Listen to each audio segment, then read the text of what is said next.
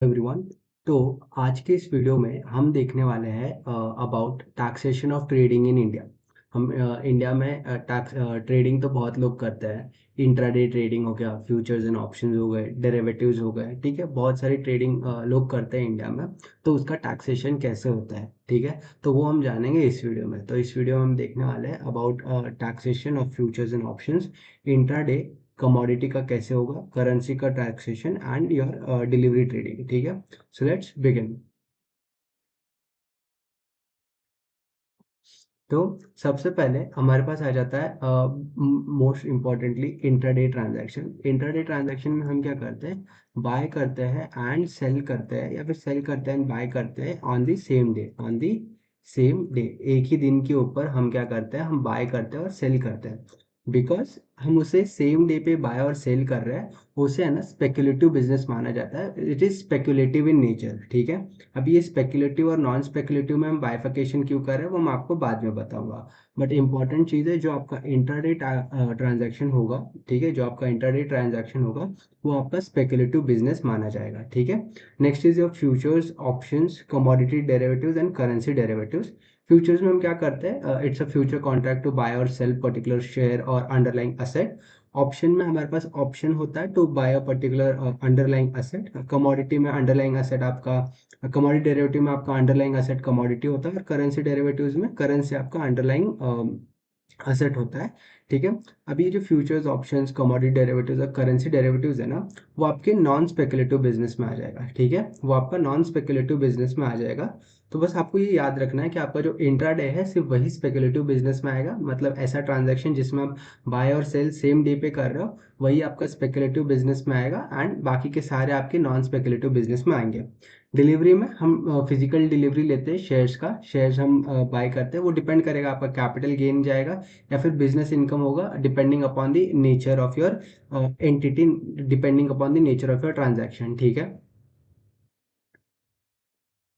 So now अभी मैंने आपको बताया था कि स्पेकुलेटिव और स्पेकुलेटिव, सॉरी एक minute, speculative and non speculative. तो स्पेकुलेटिव में आपका आ जाएगा इंट्राडे में इक्विटी ट्रेडिंग आपका आ जाएगा, एंड नॉन स्पेकुलेटिव में आपके futures, options, currency derivatives and commodity derivatives आपके नॉन स्पेकुलेटिव में आ जाएंगे, ठीक है। अभी स्पेकुलेटिव का इंपॉर्टेंट चीज क्या है, यहाँ पे देखिए, loss can be set of only against speculative income and carried forward for 4 years। अभी कैसे होता है, देखिए, स्पेकुलेटिव इनकम में, इसमें स्पेकुलेटिव इनकम में अगर आपको कोई लॉस है, ठीक है, तो वो आप सेट अप कर सकते हो only with another speculative business, only with another speculative business, another speculative business, ठीक है। हाउएवर जो नॉन स्पेकुलेटिव बिजनेस जो है ना, हम उसे कर सकते हैं set off against any business income except salary. Salary के अगेंस्ट आप सेट ऑफ नहीं कर सकते हो बिजनेस इनकम, ठीक है। बट जो नॉन स्पेकुलेटिव बिजनेस वाला इनकम होगा आपका, वो आप सेट ऑफ कर सकते हो किसी भी दूसरे बिजनेस इनकम में, ठीक है। और उसे आप कैरी फॉरवर्ड कर सकते हो 8 years के लिए, ठीक है। स्पेकुलेटिव बिजनेस आप कैरी फॉरवर्ड कर अगर कोई लॉस है स्पेकुलेटिव बिजनेस में, तो आप उसे 4 साल तक कैरी फॉरवर्ड कर सकते हो। हाउएवर अगर नॉन स्पेकुलेटिव बिजनेस में आपको कोई लॉस है, तो आप उसे 8 साल तक कैरी फॉरवर्ड कर सकते हो, ठीक है। नेक्स्ट इज सबसे इंपॉर्टेंट चीज यहाँ पे आ जाती है कि टर्नओवर कैसे कैलकुलेट करना है हमको, टर्नओवर हमें कैसे कैलकुलेट करना है। बिकॉज टर्नओवर कैलकुलेशन है ना, आपको क्या होता है कि क्या आपको टैक्स ऑडिट एप्लीकेबल है या नहीं है, ठीक है। क्या आपको टैक्स ऑडिट की एप्लीकेबिलिटी है या नहीं है, वो पता होने के लिए हम क्या करते हैं, टर्नओवर कैलकुलेशन आपका इंपॉर्टेंट होता है, ठीक है। सो फ्यूचर्स एंड ऑप्शंस में हम टर्नओवर कैसे कैलकुलेट करेंगे, हम absolute profit plus absolute loss, और अगर आपको कोई भी प्रीमियम रिसीव हुआ है ऑन सेल ऑफ ऑप्शंस, तो इन सब का टोटल आपका हो जाएगा टर्नओवर। फॉर एग्जांपल, अभी हम एक एग्जांपल ले लेते हैं यहाँ पर कि हमने किए 5 ट्रांजेक्शन, 1 2 3 4 5, हमने क्या किए, सॉरी आई थोड़ा सा इसे ऊपर ले लेते हैं। अच्छा, हमने 5 ट्रांजेक्शन किए, तो यहाँ पे हमें प्रॉफिट हुआ 15,000 रुपीज का, ठीक है। यहाँ पे हमें लॉस हो गया 5,000 रुपीज का, ठीक है। थर्ड ट्रांजैक्शन में हमें फिर से लॉस हुआ 2,000 रुपीज का, एंड फोर्थ ट्रांजैक्शन में चलो हमें प्रॉफिट लॉस हुआ 1,000 रुपीज का, एंड फिर से हमें प्रॉफिट हुआ 10,000 रुपीज का। तो हमारा नेट प्रॉफिट कितना हुआ यहाँ पे, नेट प्रॉफिट हमें कितना हुआ, ठीक है। नेट प्रॉफिट हमारा हुआ, यहाँ पे हो जाएगा हमारा 15,000 प्लस 10,000, इसमें सब माइनस करेंगे 8,000 रुपीज, जो कि हमारा नेट प्रॉफिट यहाँ पे हो जाएगा 17,000। तो ये हमारा हो जाएगा 17,000 हमारा हो जाएगा नेट प्रॉफिट। बट हमारा टर्नओवर कितना होगा, ठीक है। ये इंपॉर्टेंट है कि टर्नओवर कितना होगा, because we want to know कि हमारे ऊपर टैक्स ऑडिट की कैसे एप्लीकेबिलिटी रहेगी। तो हम क्या करेंगे, इसे एब्सोल्यूट टर्म्स में कन्वर्ट करेंगे, यानी कि 15,000 रहेगा, नेगेटिव 5,000 का जो लॉस है उससे 5,000 लिखेंगे हम, मतलब पॉजिटिव कर देंगे इसको 2,000, ये 1,000, और ये आपका हो जाएगा 10,000। तो यहाँ पे आपका टोटल कितना हो जाएगा, 25,000 प्लस 8,000, यानी कि 33,000, ठीक है। एक दो तीन। सो इस केस में ये जो हमने केस देखा यहाँ पर, तो हमारे यहाँ पे नेट प्रॉफिट कितना है, हमारा प्रॉफिट है 17,000, एंड अपना जो टर्नओवर जो रहेगा, that would be your 33,000 rupees, ठीक है। आपका 33,000 रुपीज, ओके। एंड क्योंकि ये नेट प्रॉफिट नहीं, ग्रॉस प्रॉफिट होगा आपका। एंड ग्रॉस प्रॉफिट हो जाएगा वो आपका, क्योंकि अगर आपके कोई भी अदर बिजनेस एक्सपेंसेस है, जो कौन कौन से आप एक्सपेंस क्लेम कर सकते हो मैं आपको आगे बता दूंगा, ठीक है। वो एक्सपेंसेस आप क्लेम कर सकते हो। तो ये आपका ग्रॉस प्रॉफिट यहाँ पे आ जाएगा, और उसमें से आप लेस करोगे, आपका कोई सब्सक्रिप्शन एक्सपेंस होगा, आपका डेप्रिसिएशन ऑन योर लैपटॉप, या फिर आपका कंप्यूटर सेटअप के ऊपर डेप्रिसिएशन, इंटरनेट चार्जेस और अदर बिजनेस चार्जेस का आप क्या करोगे, यहाँ से लेस करोगे, एंड देन आपका आ जाएगा नेट प्रॉफिट, ठीक है। एंड फ्यूचर्स एंड ऑप्शन में कभी कभी जब आप ऑप्शन सेल करते हो तो आपको प्रीमियम भी रिसीव होता है। तो अगर आपको कोई प्रीमियम रिसीव हुआ है तो वो भी आप क्या करोगे, टर्नओवर में आप क्या करोगे, ऐड कर दोगे, आप टर्नओवर में उसे ऐड कर दोगे। एंड इंट्राडे ट्रेडिंग सेम वैसा ही रहेगा, आपका absolute profit plus absolute loss, वो आपका हो जाएगा टर्नओवर। अभी ये सब बता दिया, तो टैक्स ऑडिट का एप्लीकेबिलिटी इज बेसिकली आपको, अगर आपका जो टर्नओवर है वो अगर आपका 1 CR को अगर क्रॉस करता है तो आपको क्या होगी, टैक्स ऑडिट का आपको एप्लीकेबल हो जाएगा, टैक्स ऑडिट आपके ऊपर एप्लीकेबल हो जाएगा। हावेवर ये जो लिमिट है वो 10 करोड़ हो जाती है इफ इन केस आपके जो कैश ट्रांजेक्शंस वो आपके लेस देन 5%, या उससे कम आपके जो अगर ट्रांजेक्शन है, 5% या उससे कम के आपके ट्रांजेक्शन है, सॉरी 5% या कम के उसके ट्रांजेक्शन है, तो क्या कर सकते हो, तो आपको लिमिट जो होगी वो 10 CR की हो जाएगी। तो टर्नओवर कैलकुलेशन इंपॉर्टेंट है from the perspective of tax audit, ठीक है। क्योंकि टैक्स ऑडिट अगर नहीं करवाते हो तो पेनल्टीज, बहुत हेफ्टी पेनल्टीज आपको पे करनी पड़ती है, तो इंपॉर्टेंट है टर्नओवर कैलकुलेशन।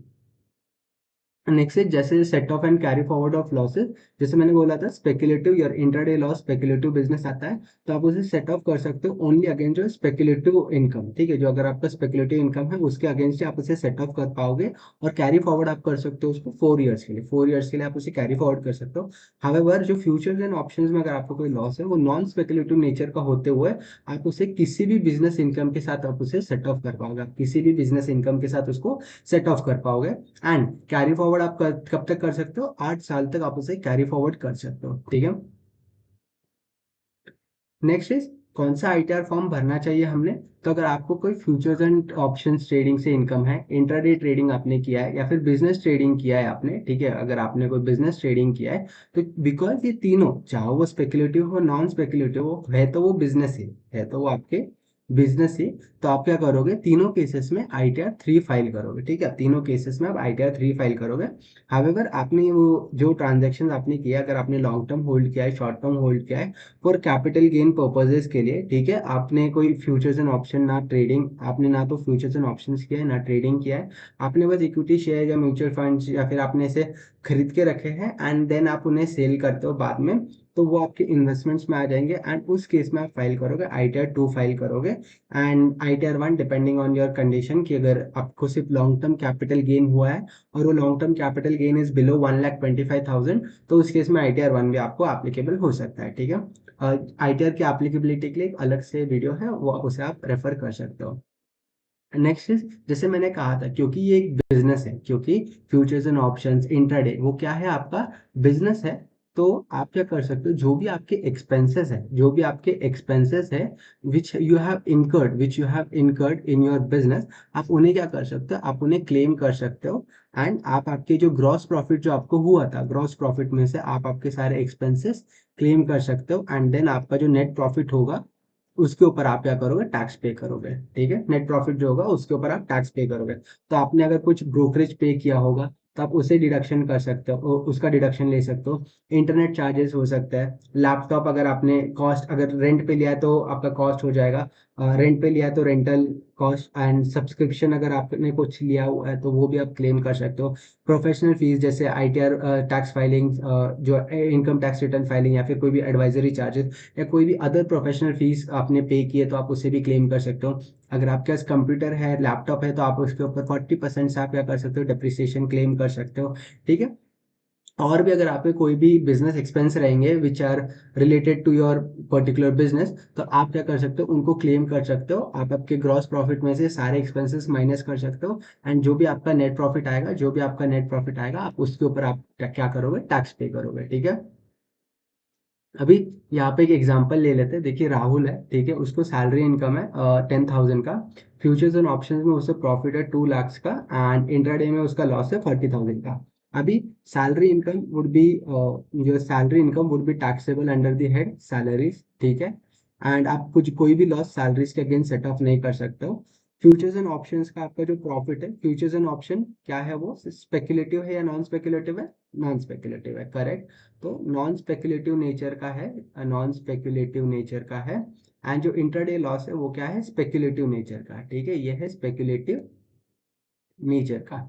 ठीक है, अभी बिकॉज ये स्पेकुलेटिव नेचर का है एंड लॉस है, तो हम उसे किसके अगेंस्ट सेटअप कर सकते हैं, only against speculative speculative income. ठीक है, ओनली अगेंस्ट स्पेकुलेटिव इनकम, क्योंकि यहाँ पे कोई स्पेकुलेटिव इनकम नहीं है। तो ये जो लॉस है 40,000 का, उससे हम क्या करेंगे, हम उसे कैरी फॉरवर्ड करेंगे फॉर 4 years। ठीक है, 4 साल तक उसे कैरी फॉरवर्ड किया जाएगा।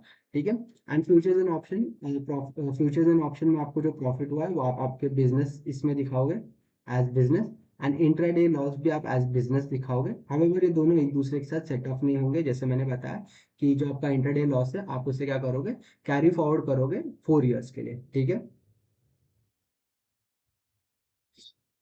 अभी जस्ट एक छोटू सा जिस्ट आपको जस्ट पूरा समराइज करने के लिए, जो आपका इंट्राडे इक्विटी ट्रेडिंग रहेगा, जो आपका इंट्राडे इक्विटी ट्रेडिंग रहेगा वो क्या है, आपका स्पेकुलेटिव बिजनेस है, जिसे आप 4 साल तक कैरी फॉरवर्ड कर सकते हो, 4 साल तक कैरी फॉरवर्ड कर सकते हो।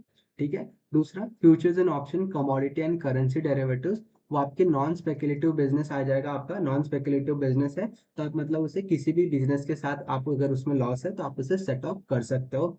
नेक्स्ट इज डिलीवरी ट्रेड्स, वो डिपेंड करेगा कैपिटल गेन है या बिजनेस इनकम है, डिपेंडिंग ऑन योर इंटेंट। अगर आप बिजनेस के इंटेंट से करते हो तो वो आपके बिजनेस इनकम में जाएगा। However as an investor, long term investor या फिर एज एन इन्वेस्टर अगर आप कर रहे हो तो आप उसे as a capital gain treat करोगे, शॉर्ट टर्म कैपिटल गेन और long term capital gain depending on your holding period. Okay, next is turn over, आपको कंप्यूट करना है, करेक्टली कंप्यूट करना है, क्योंकि उसके ऊपर आपका डिपेंड होगा टैक्स ऑडिट एप्लीकेबल है या नहीं है। ठीक है, next is file the correct ITR form, ITR 3 या ITR 2 depending on your circumstances. अगर गलत आईटीआर फॉर्म फाइल करते हो तो आपको नोटिस आने के चांसेस होते हैं। ठीक है, तो करेक्ट आईटीआर फॉर्म फाइल करिए। Next, claim eligible business expense to reduce the taxable trading income. तो आपको क्या करना है, आपके जितने भी बिजनेस से रिलेटेड कोई भी एक्सपेंस है आपको उसको क्लेम करना है, सो दैट आपका जितना भी नेट प्रॉफिट हुआ है उसमें से आप वो सारा एक्सपेंस, जो जितना भी आपका ग्रॉस प्रॉफिट हुआ है उसमें से आप सारा का सारा एक्सपेंस माइनस कर पाओ, एंड देन जो भी नेट प्रॉफिट है आप उसके ऊपर ही टैक्स पे करो। ठीक है, सो इसी के साथ हमारा taxation of futures and options and intraday हो गया खत्म। सो इम्पॉर्टेंट थिंग, अभी उसे आईटीआर में कैसे हम फिलअप करेंगे, इसके लिए मैंने आईटीआर 3 एंड आईटीआर 4 के ऊपर वीडियो डाला हुआ है, तो आप प्लीज वो वीडियो रेफर करो, सो दैट आपको पता चले कि ये सारी जो इन्फॉर्मेशन है हम वो कहाँ पे फिल करते हैं।